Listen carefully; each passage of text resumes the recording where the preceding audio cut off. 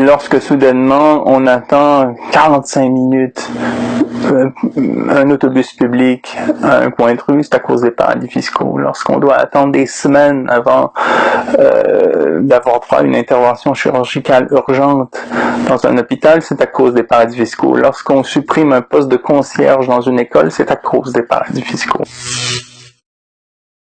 J'essaie de faire en sorte qu'on comprenne le phénomène d'une manière non quantitative. Tout souvent, on nous dit, bon, c'est quoi les pertes? Quantitativement, là, chiffrez-les. Est-ce que c'est 2 milliards, 8 milliards, 10 milliards? Il s'agit d'une dynamique. C'est encore pire. Parce que, lorsque, par exemple, les sociétés canadiennes transfèrent des fonds de manière factice à la Barbade, avec lequel le Canada a signé une entente de non-double imposition en 1980. Lorsque des firmes américaines font la même chose aux Bermudes, ou des firmes françaises, je ne sais trop, au Luxembourg. Que se passe-t-il? Il y a 5 conséquences. D'une part, évidemment, on transfère des fonds qui ne font pas l'objet d'un traitement fiscal dans le pays, ce qui occasionne un manque à gagner dans le trésor public en vient le temps de financer les services publics, ainsi de suite, bon, les infrastructures publiques. Mais ça ne s'arrête pas là. C'est qu'ensuite, deuxièmement, très souvent, les États ont pour réflexe, pusillanime, là, c'est vraiment une mauvaise idée, mais ils ont pour réflexe d'imposer moins le capital qui reste chez eux pour le retenir. On va dire, au Canada, par exemple, le taux d'imposition au palier fédéral seulement, parce qu'il y a encore, ensuite, il y a les États, au palier fédéral, au Canada, le taux d'imposition sur le revenu des entreprises était de 38% en 1980, il est de 15% aujourd'hui. On a aboli la taxe sur le capital, on a revu à la baisse un grand nombre d'impôts et de taxes pour l'intention des entreprises pour retenir le capital, et souvent c'est dit explicitement ainsi. Alors que ça fait encore moins d'argent qui rentre dans le trésor public. À la fin de l'année, évidemment, les États n'arrivent pas à boucler le budget. Alors que font-ils? Ça continue, c'est la spirale, ils empruntent à des instances qu'ils n'imposent plus. Ça, c'est le monde à l'envers. Ce sont les contribuables qui financent le grand capital pour qu'ils les aident à boucler le budget, parce que les États n'imposent pas ces institutions financières qui sont pas seulement les banques, mais qui peuvent être des grandes entreprises qui se constituent en banque, souvent dans les paradis fiscaux. Voilà, c'est le monde à l'envers. C'est les contribuables qui financent des banques qui ont le pouvoir de créer de l'argent à partir de rien pour financer le trésor public. Et qu'est-ce qui se passe par après? C'est encore un coût pour les populations. C'est quand elles voient les services auxquels elles avaient droit auparavant faire l'objet d'un tarif. Du coup, on les présente, c'est la gouvernance, comme des clients. C'est-à-dire qu'on adopte tout le discours de l'entreprise privée dans le secteur public. On va dire, désormais, quand vous allez à l'hôpital, vous êtes plus un patient, vous êtes un client. Quand vous allez au théâtre, vous êtes plus un spectateur, vous êtes un client. Quand vous prenez l'autobus, vous n'êtes plus un usager, vous êtes un client. Et un client paie, par définition. Quand vous allez à la bibliothèque publique, vous payez tout le temps pour des services publics que vous avez pourtant déjà financés comme contribuable. Vous les payez 2 fois. Et le 5e coup, c'est la perte des services publics. Alors qu'on supprime des services, l'aide aux devoirs, l'intervention auprès des toxicomanes, nommez-les. Et ça continue, c'est exponentiel. Parce que c'est les conditions de travail des fonctionnaires, donc qui perdent en qualité, ainsi de suite. Et ça n'arrête pas. C'est une dynamique. Et les paradis fiscaux sont à l'origine de ça. Pourquoi? Parce que les paradis fiscaux constituent un régime d'État particulier, un régime d'État pour des acteurs privilégiés qui peuvent délocaliser leurs actifs dès lors qu'ils se trouvent face à des contraintes dans les États de droit, même des États libéraux, là, mais qui quand même parviennent un petit peu à les contraindre. Là. Les entreprises parviennent à délocaliser des actifs dès lors que leurs activités se trouvent faire l'objet de contraintes dans les pays où elles sont, pour bénéficier de régimes ultra permissifs que sont ceux du Luxembourg, du Liechtenstein, de la République maltaise, des Bahamas, des Bermudes, du Panama, de Singapour, et ainsi de suite. Il y a 2 problèmes, et les 2 problèmes sont rendus possibles par l'état actuel du droit. Le premier problème, c'est celui même de cette législation de complaisance qui, pas seulement dans le domaine fiscal, mais dans le domaine du transport maritime, de l'investissement financier, de la pharmaceutique, du transport maritime, du travail, permettent à des acteurs puissants de trouver, là où elles le souhaitent, des conditions ultra avantageuses pour le développement du capital. Bon, ça c'est un problème, c'est qu'on a créé des États qui correspondent au fantasme des multinationales et des banques et qui permettent au capital d'évoluer sans l'ombre du début d'une contrainte publique. Bon, c'est un recul historique majeur. D'autre part, il y a les multinationales comme telles, qui sont prévues en droit, qui sont rendues possibles par les droits nationaux et qui leur permettent d'évoluer sous la forme d'une myriade de structures. Coca-Cola, Danone, Exxon, la Citibank, peu importe l'entreprise, n'ont jamais été des entreprises monolithiques, mais au contraire sont des réseaux d'entités qui existent de manière autonome en droit. Elles peuvent entre elles s'envoyer des factures, elles peuvent entre elles se prêter de l'argent avec intérêt, elles peuvent entre elles même se poursuivre si elles sont complètement schizophrènes. Ce sont des entités qui sont pas transnationales comme on a tendance à le dire, je trouve pas le terme fécond, mais multinationales, et qui peuvent donc amener les États en quelque sorte mettre les États en échec les uns par rapport aux autres. On dit si vous êtes pas, si vous nous opposez telle contrainte ici, nous on va transférer cette partie de nos actifs dans une autre entité où là il n'y a pas de contrainte. Et donc c'est un problème grave. Et il aurait fallu l'éviter. Historiquement, il aurait été bien qu'on rende impossible en droit des multinationales. Il aurait fallu se concerter à temps, mais comme on est pris avec le problème aujourd'hui, au moins on pourrait imaginer d'un point de vue fiscal, en tout cas, ensuite il y a les autres problèmes, hein. D'un point de vue fiscal, on pourrait imaginer aujourd'hui la création d'une organisation mondiale du fisc, sous l'égide de l'ONU par exemple, qui impose les multinationales sur un plan consolidé, par rapport au bilan consolidé qui est le leur. Donc on pourrait dire aux entreprises, vous affichez auprès de vos actionnaires tel rendement qui est finalement le cumul de ce que font toutes les entités qui sont dépendantes de vous, du même actionnariat. À ce moment-là, on va l'imposer comme tel et on va répartir au prorata de votre présence dans les différents pays le fruit du processus fiscal. Bon. Et ça pourrait se faire aussi sans attendre qu'on soit à l'unisson à l'échelle mondiale. Par exemple, l'Équateur, l'Allemagne, le Japon, le Chili, peu importe, pourrait très bien dire, vous affichez tel rendement auprès de vos actionnaires, nous estimons que vos actifs dépendent à X% de votre présence chez nous et nous vous imposons sur X% de ce capital que vous déclarez avoir auprès de vos actionnaires. On n'a pas à attendre à ce moment-là. Mais en tout cas, considérer les entreprises comme des entités unes quand elles sont des multinationales est une façon d'avancer. Et évidemment, l'OCDE et le BEPS sont à des années-lumière de faire ça, même si elles prétendent lutter contre les paradis fiscaux, là, elles luttent à la vitesse de la tortue, alors qu'on est dans une course contre la montre, et que l'heure est venue de poser les problèmes sur un plan fondamental et non pas sur un plan technique et sur le plan du bricolage. Les États traditionnels, formellement, devraient voir les paradis fiscaux comme des adversaires de ce qu'ils sont. Parce que les paradis fiscaux ne font pas seulement nuire à des politiques publiques qui seraient de gauche, disons. Les paradis fiscaux nuisent à l'état de droit en tant que tel, c'est-à-dire au cadre qu'on s'est donné historiquement pour délibérer entre nous, pour se disputer à jamais sur les politiques publiques que nous voulons nous donner collectivement. C'est ce cadre-là qui est menacé. C'est pour ça que la lutte aux paradis fiscaux est pertinente de l'extrême gauche au centre droit. Parce qu'il s'agit même du cadre de délibération qui est le nôtre, là, qui est en cause. On devrait donc avoir, d'un point de vue diplomatique, des prises de position fortes de la part des représentants des États de droit, si tant est qu'ils fussent de réels démocrates sur ces questions-là. Mais au contraire, on a des gens qui proviennent des mêmes cénacles, qui sont, avant leur carrière politique, membres ou employés d'une grande banque comme la Rothschild, et qui, au terme de leur compagnie et leur carrière politique, vont se retrouver chez Gazprom ou je ne sais trop où, et donc ils sont tout à fait membres de cette oligarchie, et qui, au fond, captent l'État pour le mettre au service du grand capital plutôt que d'en faire une instance autonome, qui est le tiers, qui vaut à titre de représentant ou de média de l'intérêt général, la chose commune, du bien commun. On n'en est absolument plus là.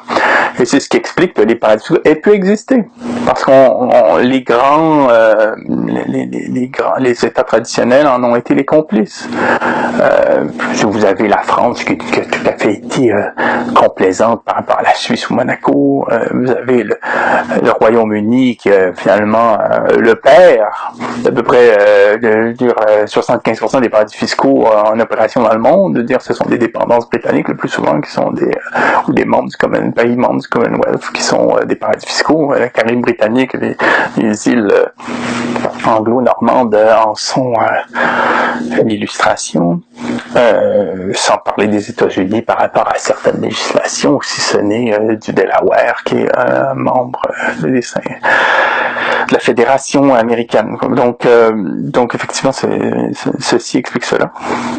Et donc la lutte aux paradis fiscaux est d'abord une lutte faite à l'oligarchie qui a pris possession d'une certaine façon depuis très longtemps de toute façon, des différentes instances exécutives des différents États traditionnels. Quand on investit dans ce qu'on appelle par commodité l'économie réelle, on le fait là où le coût du travail est moindre. Ça fait partie des théories là, qu'on enseigne dans les écoles de commerce. Mais où est-ce que le travail coûte moins cher? Dans les zones franches, qui sont les paradis fiscaux du travail.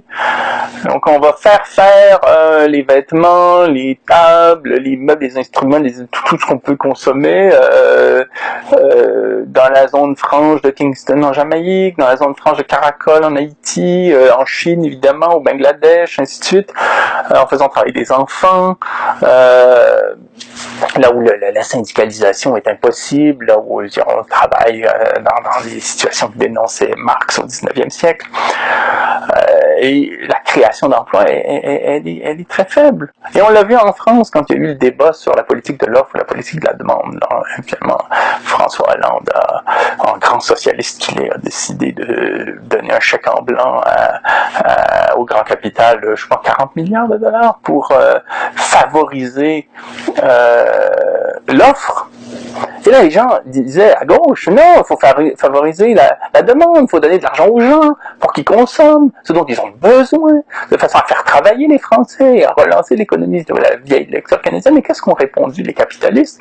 Ils ont répondu, mais on est au 21e siècle, hein, les emplois, on les crée pas ici de toute façon. Si on donne de l'argent aux Français, certes, ils vont consommer des biens qui sont produits en Chine, en Jamaïque, partout, sauf chez nous, parce qu'on n'est plus à cette époque-là. Et c'est vrai, c'était vrai. Et c'est là qu'il faut la gauche doit intervenir. Mais elle est incapable de ça, la gauche, parce que la gauche est à droite.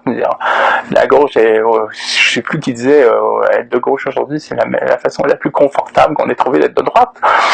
Donc mais il est là le problème, il est dans les législations de complaisance, pas seulement les paradis fiscaux, mais les ports francs, les zones franches, les paradis réglementaires, tous ces états complaisants qui créent du droit ultra-permissif pour permettre aux entreprises de contourner la règle des droits et des devoirs qui prévaut en principe dans les états traditionnels, les états de droit. Alors, il est là le problème, c'est que les états de droit sont devenus des états totalement illusoires, qui ne fonctionnent que pour la classe moyenne et les prolétaires, mais pas du tout pour le grand capital qui lui est souverain par rapport à eux. Les solutions, c'est très simple, c'est-à-dire il y a l'impôt sur le bilan consolidé des entreprises, il y a l'interdiction depuis un pays de faire une transaction si on ne connaît pas le destinataire ou l'origine. Il y aurait évidemment l'accès aux chambres de compensation dont a parlé Denis Robert. Il y aurait sur le commerce électronique le fait d'imposer les entreprises là où a lieu à la transaction plutôt que là où se trouvent les entités.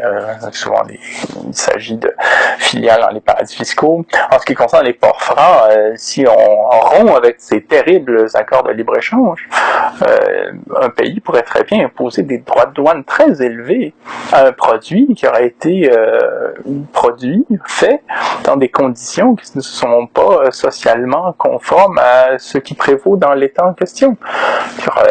La France pourrait très bien dire non, nous imposons des droits de douane importants à ce produit-là parce qu'il a été fait dans un pays où il n'y a pas de salaire minimum, il n'y a pas de droit à la syndicalisation, ainsi de suite.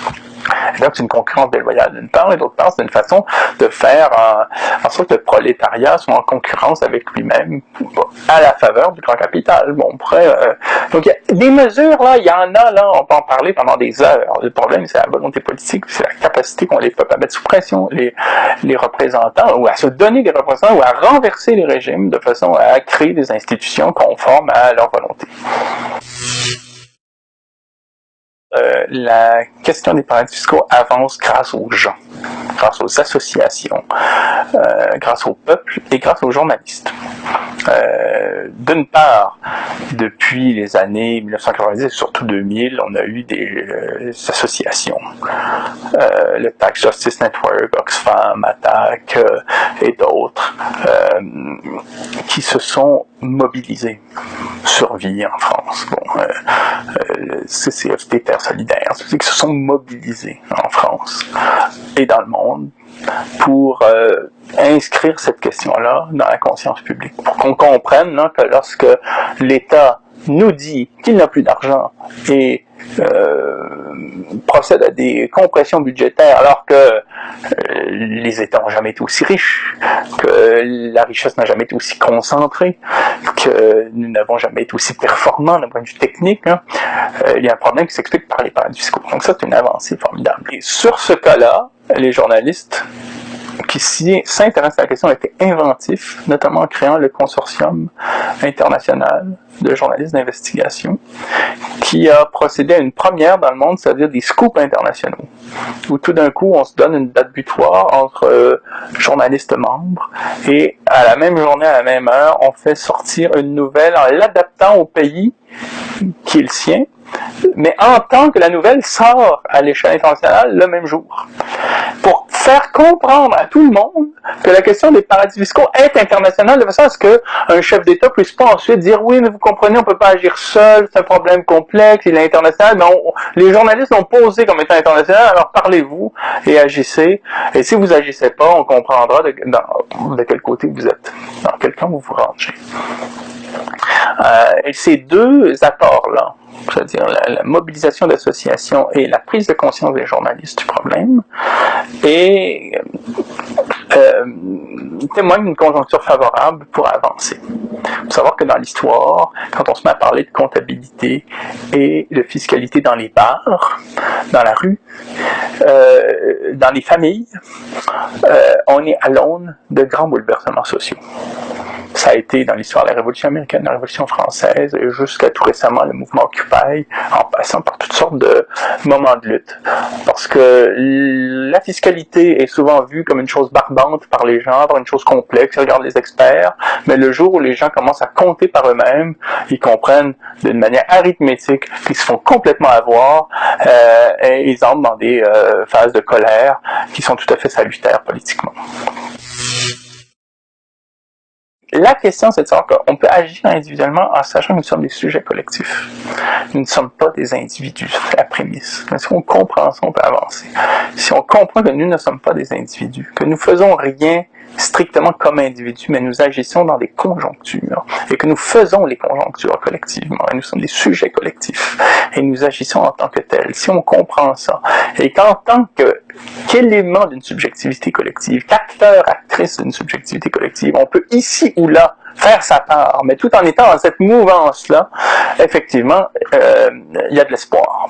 Le problème, c'est quand on pose la question en se situant comme individu, en disant, ben moi, qu'est-ce que je peux faire comme individu dans sa petite maison à regarder TF1 en mangeant des plats surgelés, toute seule comme ça, dans mon isolement atomisé? Ben non, rien. Si on voit les choses comme ça, on peut rien faire. Mais si on se voit, si on comprend que dans l'histoire, tout s'est vécu sur un mode collectif, que l'individu comme notion est une création collective. C'est pas des individus qui se sont vus comme individus, c'est des idéologues qui ont dit aux gens qu'ils étaient des individus. C'est déjà le fait d'un conformisme spectaculaire. Là. Bon, si on comprend ça déjà, il y a lieu d'imaginer mille et une façons d'avancer sur la question non seulement des paradis fiscaux, qui est seulement le symptôme, mais sur la question de l'institutionnalisation du lien social, de façon à ce que nous nous donnions des structures qui nous ressemblent.